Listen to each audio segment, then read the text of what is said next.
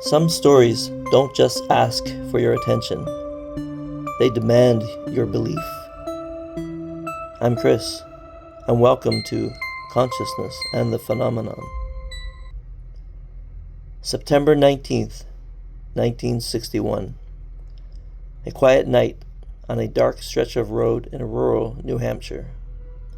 No crowds, no cameras, no expectations of anything out of the ordinary. Just a married couple driving home. Betty and Barney Hill weren't thrill seekers, and they weren't looking for attention.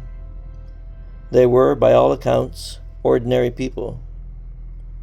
There was something about Betty and Barney Hill that may be important to understand. They were an interracial couple in the early 1960s, Betty being a white woman and Barney being a black man.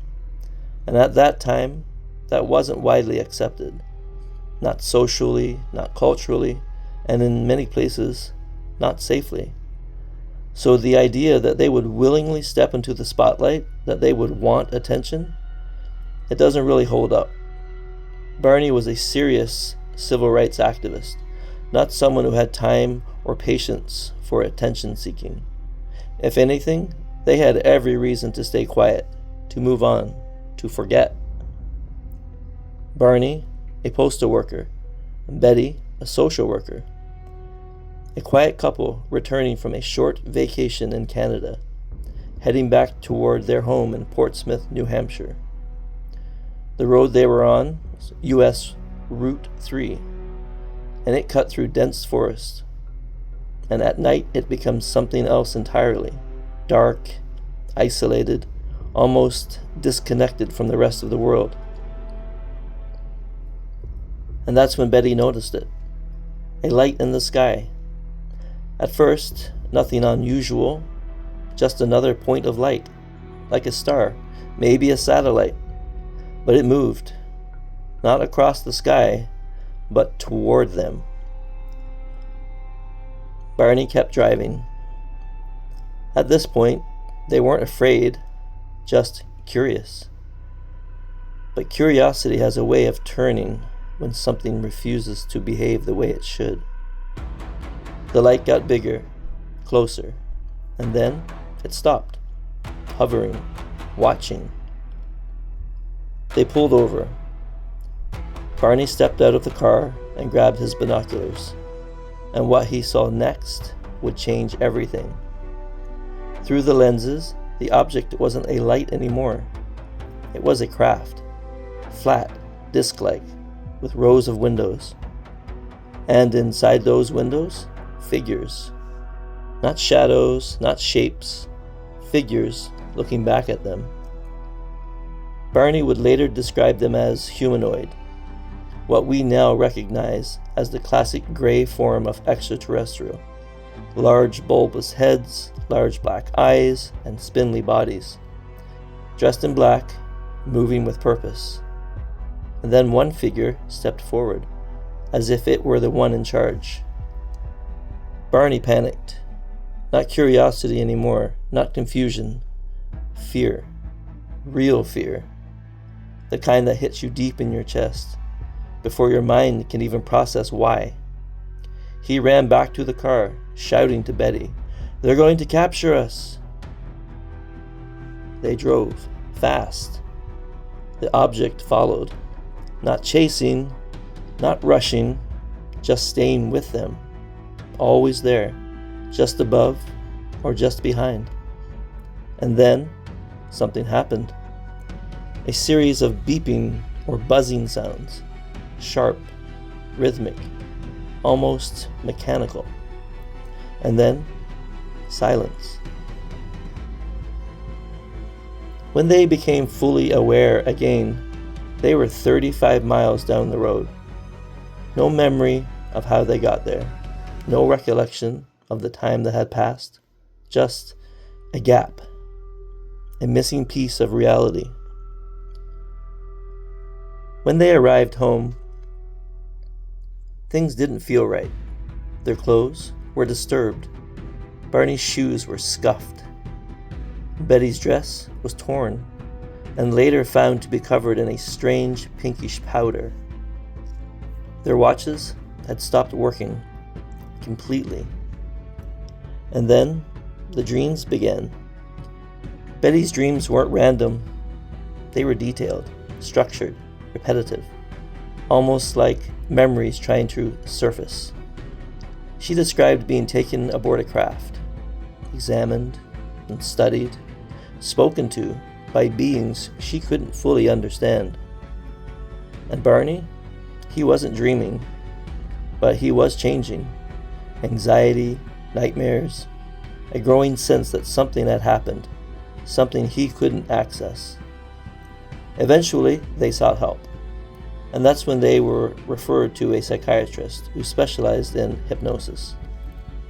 Over multiple sessions, both Betty and Barney were hypnotically regressed, separately, without hearing each other's accounts. And what they described matched. Not perfectly, but in ways that were difficult to ignore. They both described being taken aboard a craft, separated, examined, and Barney described lying on a table surrounded by beings, one holding his head, another examining his eyes. He recalled intense fear. At one point, he said he kept his eyes closed, refusing to look. And Betty remembered something else, something strange and oddly human. She described lying on a table as one of the beings examined her. And then suddenly, another one rushed into the room, focused, urgent. It leaned in close to her face and began inspecting her teeth, pulling at them, almost confused. And then it asked a question, not in words exactly, but in a way she understood telepathically. Why didn't her teeth come out, like the other one? A small detail, almost humorous on the surface. But it connects to something very real, because in the next room, Barney was wearing dentures. Which raises a question that's hard to ignore. How would Betty know that detail in that moment? And why would that confusion exist at all? Betty described something else. Communication. Not spoken, but understood. She also described a leader figure who showed her a map of stars. Later, while awake, Betty drew what she had seen, a star map. Years later, that drawing would be compared to real star systems. The star map that Betty drew would later be examined and reconstructed by Marjorie Fish, an amateur astronomer and teacher. Fish concluded that the map matched the Zeta Reticuli system, about 39 light years from Earth. Now, was that coincidence, interpretation, or something more? And that's where the story shifts, from experience to investigation. Because skeptics stepped in, and they asked the questions that needed to be asked. Was this a shared psychological event? A case of suggestion, reinforced through hypnosis? Hypnosis, after all, doesn't just recover memories, it can unintentionally create them. Others point to stress, fatigue, the long drive, the late hour. And then there's the possibility of something called confabulation, where the mind fills in gaps with constructed detail that feels completely real. But then there are the physical details, the damaged clothing, the stopped watches, the consistent timeline gap, and perhaps more compelling, the emotional impact. Barney, in particular, didn't want attention, didn't want publicity. He resisted the idea of the experience. He feared it. That's not typical of someone chasing a story. So what actually happened on that road in 1961? Were Betty and Barney Hill the first widely documented case of extraterrestrial abduction? Or were they the first to give form to something internal, something psychological that hadn't yet been fully understood. Because one thing is certain, after their story became public, everything changed. The Hill case became a blueprint. The missing time, the medical examination, the non-human entities, the communication, these elements began appearing again and again in later accounts. Which raises another question. Did the Hills experience something real, or did their account shape everything that came after? And if it did, what does that say about where these experiences come from? And like all stories rooted in real people, this one has an ending. Barney Hill passed away in 1969. The cause was a cerebral hemorrhage. He was only 46 years old. Betty Hill lived much longer. She passed away in 2004 at the age of 85. Her cause of death? Lung cancer. Two people who lived ordinary lives until one night made them part of something extraordinary. Whatever happened on that road stayed with them, not as a story, but as something they carried for the rest of their lives. And maybe that's where the truth lives, not in certainty, but in the space between what we know and what we can't quite let go of. And as we reflect on the experience of Betty and Barney Hill, we are left with more than just a question of extraterrestrial contact. We are faced with a deeper mystery of the mind itself. What they lived through, whether physical or psychological, reveals how fragile and complex our awareness of that reality truly is.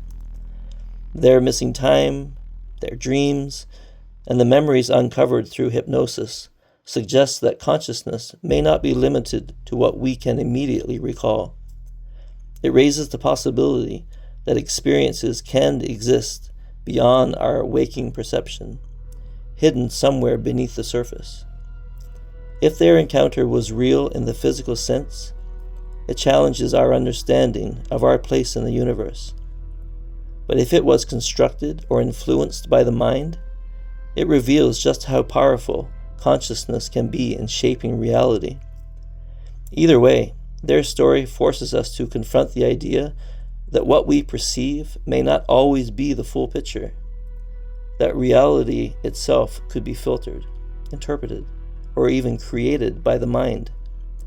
And perhaps the most unsettling thought of all is that the boundary between the external world and the inner consciousness may not be as clear as we believe.